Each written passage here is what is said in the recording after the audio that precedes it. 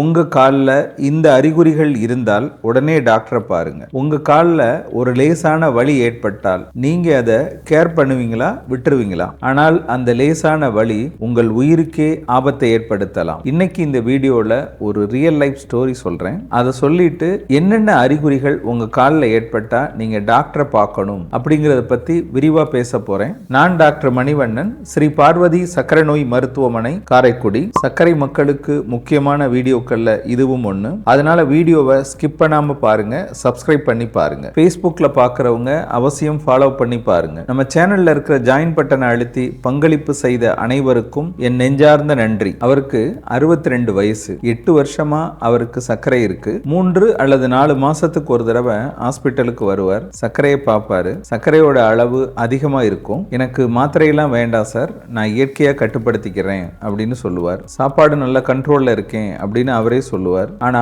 3 மாசம் ஆவரேஜ் சர்க்கரை அவருக்கு அதிகமா தான் இருந்தது. அதை சொன்னா ஏற்கனவே பார்த்ததெல்லாம் நார்மலா தானே சார் இருக்கு அப்படின்னு சொல்லி அவரை நியாயப்படுத்திக்கிறார். நான் நல்லா வாக்கிங் போறேன், நான் உடம்பு ஃபிட்டா வச்சிருக்கேன், எனக்கு எந்த பிரச்சனையும் இல்லை அப்படின்னு சொல்லுவார். அவருக்கு ரத்தத்துல கொழுப்பு சத்தும் அதிகமா இருந்தது. அதுக்கும் மாத்திரை வேண்டான்னு சொல்லிட்டார்.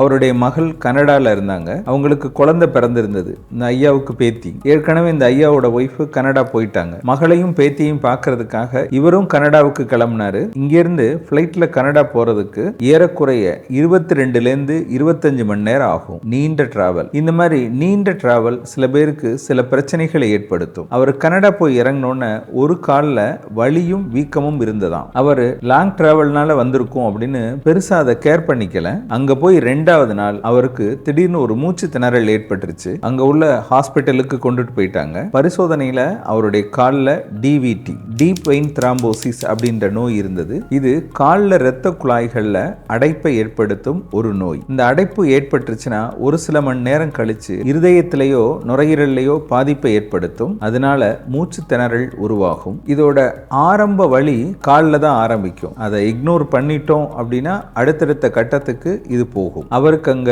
முறையான சிகிச்சை எல்லாம் பண்ணிட்டாங்க. நல்ல ரெக்கவரி ஆயிட்டார். 2 மாசம் கழிச்சு அந்த ஃபைல்லாம் எடுத்துட்டு என்னை வந்து பார்த்தாரு. அந்த ரிப்போர்ட்டை எல்லாம் நான் பார்த்தேன். அதை பார்த்துக்கிட்டு இருக்கிறப்ப அவர் சொன்னாரு, அவர் ஐசியூல இருக்கிறப்பவே அங்க உள்ள டாக்டர் இவருக்கு சர்க்கரை இருக்கு, கொழுப்பு சத்து இருக்கு, இதை முறையா ஆரம்பத்திலே பார்த்திருந்தாருன்னா இவ்வளவு பெரிய பிரச்சனையே வந்திருக்காது. அப்படியே வந்திருந்தாலும் அதற்கு முறையான சிகிச்சை எடுத்திருந்தா ஐசியூல சேர்க்கிற அளவுக்கு இந்த நிலைமை வந்திருக்காது அப்படின்னு சொல்லி இருக்கிறார். அதை என்கிட்ட அவர் சொன்னாரு. இதைத்தானே நான் ஆரம்பத்திலே சொன்னேன், சர்க்கரைக்கு மாத்திரை சாப்பிடுங்க அப்படின்னு சொன்னேன், இனிமே சாப்பிடுறேன் சார் அப்படின்னு சொன்னார். இப்ப அவர் சர்க்கரைக்கு மாத்திரை சாப்பிடுறார், கொழுப்பு சத்துக்கும் மாத்திரை சாப்பிடுறார். இந்த மாதிரி திருப்பி ரத்தம் உறையக்கூடாது அப்படின்றதுக்காக அதற்கான மாத்திரையும் சாப்பிடுறார். நீண்ட தூரம் பயணம் போறவங்களுக்கு இந்த டிவிடி வரக்கூடிய வாய்ப்புகள் அதிகம். ஆனா சர்க்கரை மக்களுக்கு இது வருவதற்கான வாய்ப்புகள் மிக மிக அதிகம். இதை பற்றிய மருத்துவ ஆதாரங்களை டிஸ்கிரிப்ஷன்ல லிங்கா கொடுத்திருக்கேன். நீங்களே படிச்சே தெரிஞ்சுக்க முடியும். அவருக்கு ஏன் இவ்வளவு பெரிய சிக்கல் வந்துருச்சு அப்படிங்கிறத பார்ப்போம். அவருக்கு நீண்ட நாள் சர்க்கரை கட்டுப்பாட்டில் இல்லாதனால ரத்தம் உறைகிற தன்மை அதிகம். அதனால அவருடைய கால் ரத்த குழாய்கள்ல இந்த அடைப்பு ஏற்பட்டுருச்சு. கார்லயோ பஸ்லயோ பிளைட்லயோ லாங் டிராவல் போறப்ப தண்ணி நிறைய குடிக்கணும். ஏசிக்குள்ளேயே போவாங்க. அதனால நிறைய தண்ணி குடிக்க மாட்டாங்க. அது தவறு. 2-3 லிட்டர் தண்ணி ஒரு நாளைக்கு குடிக்கணும். ஹை ஆல்டிடியூட்ல போறப்ப ரத்தம் உறைகிற தன்மை அதிகமா இருக்கும். லாங் டிராவல் பண்றப்ப பிளைட்ல எந்திரிச்சு ஒரு 3 மணி நேரம் 4 மணி நேரத்துக்கு இடையில கொஞ்சம் பிளைட்டுக்குள்ளேயே நடக்கலாம். ஒரேதான் உட்கார்ந்து இருக்க கூடாது. நீண்ட தூரம் கார்ல பயணிக்கிறவங்களும் இடையில காரை நிறுத்திட்டு உங்களுக்கு சர்க்கரை இருந்தா காரை விட்டு இறங்கி ஒரு 5 நிமிஷம் 10 நிமிஷம் நடந்துட்டு திருப்பி உங்க டிராவலை கன்டினியூ பண்ணுங்க. சர்க்கரை மக்களுக்கு இந்த பிரச்சனையெல்லாம் வரக்கூடாது அப்படின்னா சர்க்கரையை நல்ல கட்டுப்பாட்டுல வைக்கணும். ஏன் சர்க்கரை மக்களுக்கு இந்த மாதிரி பிரச்சனைகள் வருது, சர்க்கரையை கட்டுப்படுத்த நம்ம என்ன செய்யணும் அப்படிங்கறத பத்தி என்னுடைய 35 வருஷ அனுபவத்தை தொகுத்து நோய்களின் தாய் அப்படின்ற பெயர்ல ஒரு புத்தகம் எழுதியிருக்கிறேன். இந்த புத்தகம் உங்களுக்கு வேணும்னா இந்த டிஸ்பிளேல தெரிகிற நம்பருக்கு ஃபோன் பண்ணியோ அல்லது புக் வேணும் அப்படின்னு அந்த நம்பருக்கு ஒரு மெசேஜ் போட்டோ கொரியர் மூலம் இந்த புத்தகத்தை பெற்றுக்கொள்ளலாம். அவருக்கு ஏற்பட்ட நோயோட பேரு டீப் வெயின் த்ராம்போசிஸ். காலில் உள்ள இரத்த குழாய்கள்ல ஏற்படும் அடைப்பு. இது எப்படி வரும், இது யாருக்கு வரும் அப்படின்னா நீண்ட நேரம் டிராவல் பண்றவங்களுக்கு வரலாம், சர்க்கரை கட்டுப்பாட்டுல இல்லைனாலும் வரலாம், வெயிட் அதிகமா இருக்கிறவங்களுக்கு வரலாம், ஸ்மோக் பண்றவங்களுக்கு வரலாம், சில சமயம் சர்ஜரி பண்ணிட்டு அசையாம படுத்திருப்பாங்க இருப்பாங்க, அவங்களுக்கும் வரலாம். இதோட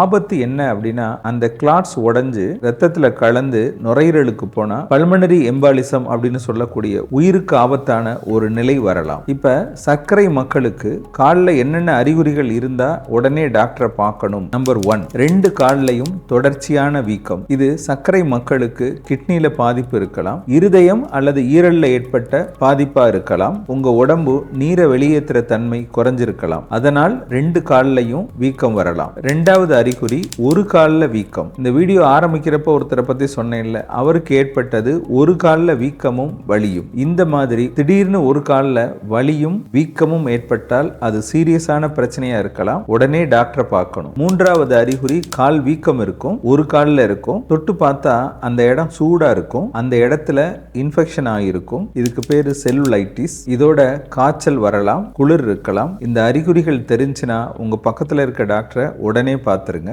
4வது அறிகுறி வலி. திடீர்னு ஒரு கால்ல மட்டும் வலி ஏற்படலாம், வீக்கம் கூட இல்லாமல் இருக்கலாம். இந்த மாதிரி வலி ஏற்பட்டால் உடனே டாக்டரை பாருங்க. பெரும்பாலான சர்க்கரை மக்களுக்கு உணர்வு கம்மியா இருக்கிறதுனால கால் பாதத்துல ஏதாவது பிரச்சனை ஏற்பட்டா வலியை உணர முடியாது. தினசரி முகம் பார்க்கிற மாதிரி உங்க காலை பாருங்க. 5வது அறிகுறி நெறி கட்டுறது. வயிற்றுக்கு கீழ் பகுதியில தொடைக்கு மேல் பகுதியில ஒரு நெறி கட்டி இருக்கும், தொட்டு பார்த்தீங்கன்னா வலி இருக்கும், சில பேருக்கு காய்ச்சல் குளிர் இருக்கும். இந்த மாதிரி அறிகுறிகள் தெரிஞ்சாலும் உடனே டாக்டரை பாருங்க. உங்களுக்கு சர்க்கரை இருக்கா, மாத்திரை சாப்பிடுறீங்களா, கட்டுப்பாட்டுல இருக்கா அப்படிங்கறத கமெண்ட்ல சொல்லுங்க. 6வது அறிகுறி கால்ல ஒரு புண்ணு ஏற்பட்டிருக்கலாம், அல்லது சில பேருக்கு வருட கணக்கா புண்ணு இருக்கும், அதுல கொஞ்சம் நீரும் சலமும் வடிய ஆரம்பிக்கும், அந்த பகுதியை சுத்தி ஒரு சிகப்பு கலர் ஃபார்ம் ஆயிருக்கும். இந்த படத்துல காட்டுறேன் பாருங்க, இந்த மாதிரி இருக்கலாம். இந்த அறிகுறிகள் இருந்தாலும் உடனே நீங்க பக்கத்துல இருக்க டாக்டரை பாருங்க.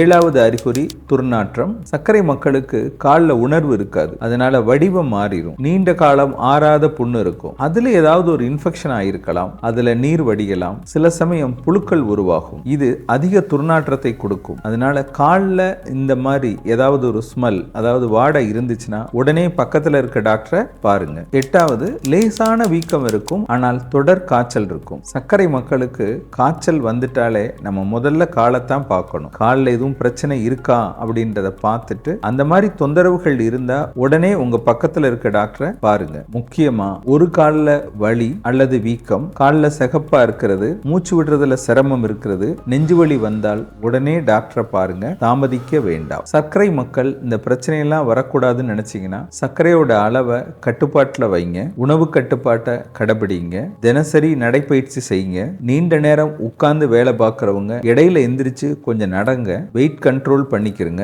சர்க்கரையோட அளவுக்கு ஏற்ப 3 மாதத்துக்கு ஒரு முறை டாக்டரை பார்த்து உங்க மாத்திரையில மாற்றம் பண்ணிக்கோங்க. கொழுப்பு சத்தோட அளவு அதிகமாகாம பார்த்துக்கோங்க. உங்க ஹெல்த், உங்க ஆரோக்கியம் உங்க கையில தான் இருக்கு. அதற்கு அக்கறை காட்டினால் சர்க்கரை குறையும். உடம்பு பார்த்துக்கோங்க. இந்த வீடியோ பதிவோட முதல் கமெண்ட்ல சர்க்கரை மக்களுக்கு கண் பாதிப்பு வராமல் தடுப்பது எப்படி அப்படிங்கிற வீடியோவும் இருக்கு, அதையும் போய் பார்த்து தெரிஞ்சுக்கோங்க.